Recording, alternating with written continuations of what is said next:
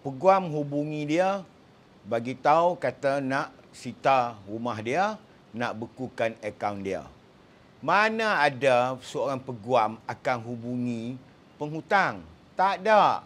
Yang hubungi penghutang tu adalah debt collector. Peguam tidak akan hubungi penghutang untuk buat ugutan kata nak sita rumah dan nak bekukan akaun.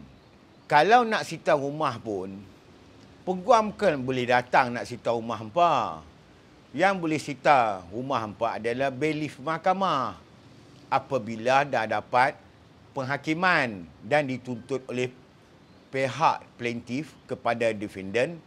Plaintiff adalah pihak bank, contoh dia.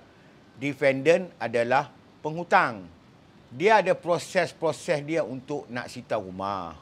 Apabila hampa dihubungi sebab nak sita rumah hampa tu, sebenarnya tak betul lah. Itu adalah gertakan. Dia bukan ugutan, dia gertakan oleh debt collector untuk dapat collection. Apabila collection tu dia dapat, dia ada percentage peratus yang dia boleh tuntut kepada pihak bank.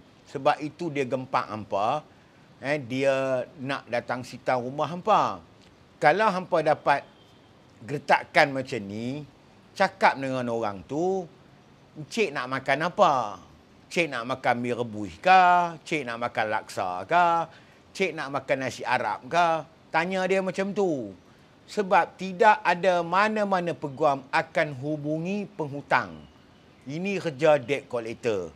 So, kalau takut dengan bayang-bayang, hubungi saya akan bantu, buatkan satu surat dan kita berurusan terus dengan pihak bank, tidak berurusan dengan pihak ketiga, iaitu pihak debt collector. Sampai bila hampa nak dalam ketakutan?